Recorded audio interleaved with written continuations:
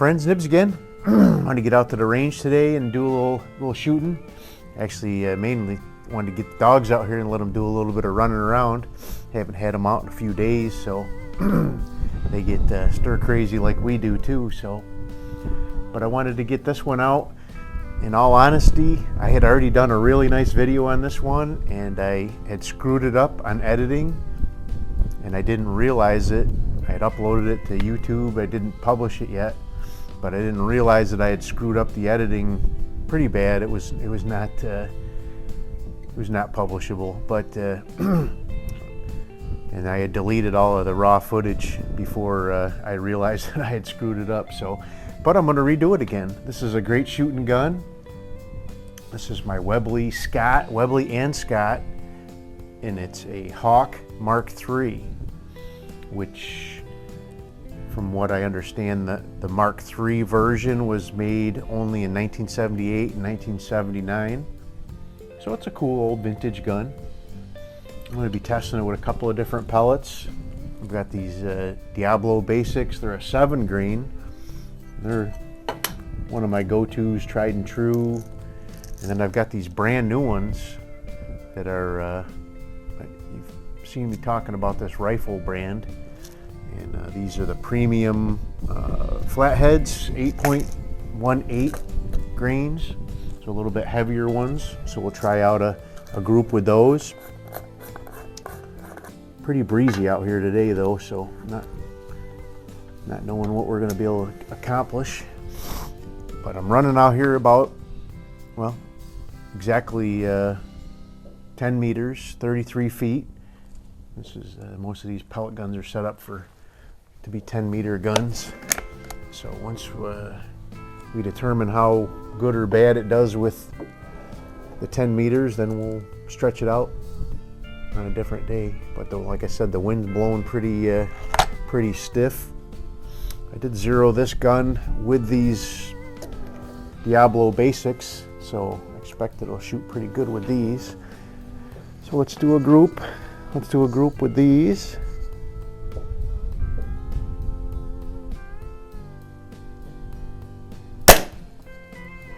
So honestly, I did the other video just after I had received this one, and it was, I mean, it wasn't shooting bad, but I tore it apart, and it was absolutely filthy inside. Probably one of the worst filthy guns I've ever seen. I cleaned it all up. It had a really weird, the piston head on this thing is very strange. It actually looks like a like a piston from a car or a dirt bike or something. It's got actually piston rings around it. I'll post a picture of that up here. You guys can see that. It's really kind of strange. I've never seen another pellet gun set up like that, so I don't know. I'm not any big expert or anything like that, but I've never seen anything like it. I've got a good handful of pellet guns, so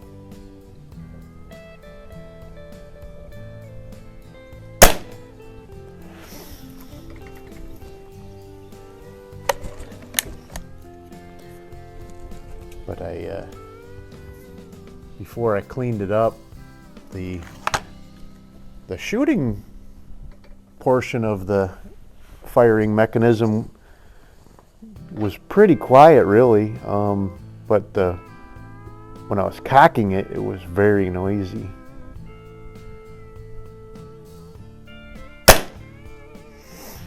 And I still hear a little bit of spring creep when I'm cocking it, but it's very quiet compared to what it was. And the firing stroke is still dead silent, no spring buzz at all. So it's a pretty awesome shooting gun. And I haven't actually shot it since I cleaned it up, other than just test firing to make sure it still actually worked.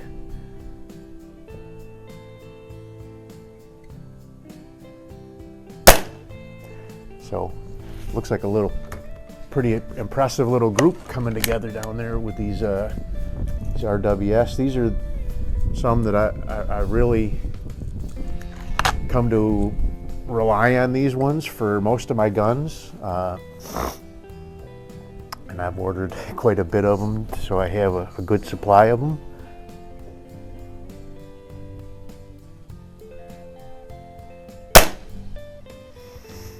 I can't tell. It almost looks like a one-hole group down there, but we will check it out closer once we get done. But no, that was 5, I believe. Let me just see where these dogs are. Make sure they don't get wandered away too far. I'm not worried about them. There's nobody else out here, so they're not going to get in any trouble. All right, so now we'll try these rifle brand pellets. I've actually not shot these in anything yet, so this will be brand new for this gun and for any gun. All right, let's see. Where are we going to go to?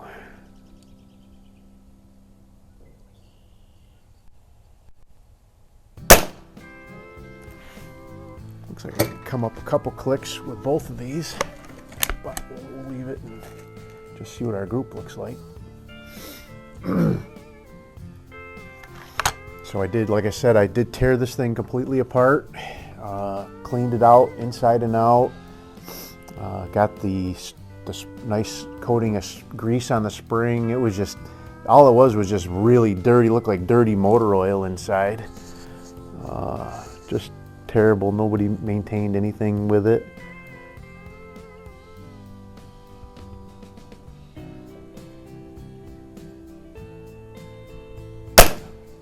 Luckily nothing was wore out or anything with it. It was in really good shape as far as parts condition wise goes. So I got some, and then I did work on the trigger. So the trigger was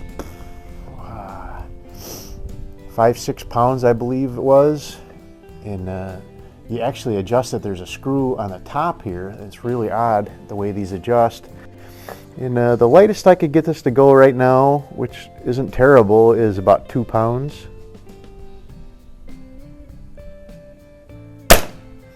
Not quite as nice as my, say my fine work bow or my Weihrauch that I have, but it's still a nice plinking trigger.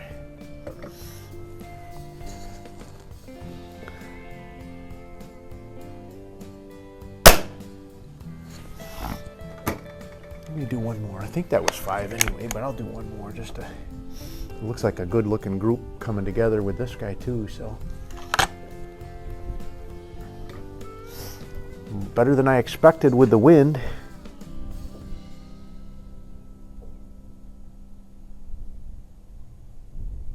All right. Well, let me, I'm gonna cut off this camera real quick and I'm gonna run down and take a look at those, and then we'll come back and wrap this up. Alrighty, well those look pretty good, don't they? Not quite the one-holers that I've come to expect from my pellet guns here, but the wind is blowing pretty good out here today. I think both of them did fantastic. It actually is kind of a one-hole group on the rifle premiums, but you know it's kind of spread out, but decent looking group anyway. But so there you go. First few shots after a good, real good internal maintenance, I guess you'd call it, on my Webley and Scott Hawk Mark III. So I did take the rear barrel sight off and mount up a nice peep sight on here. Just really tough for me to shoot accurately with those open sights like that. So I really always like shooting with a peep sight like that. If I can't put if I don't put an optic on it, I may mount a scope on here and see what I can do with that as well at some point. But anyway, hope you enjoyed the video. If you did, like, share, and subscribe. Make sure you hit that notification bell and you'll be notified when I do post up new videos. But until next time, have a great day.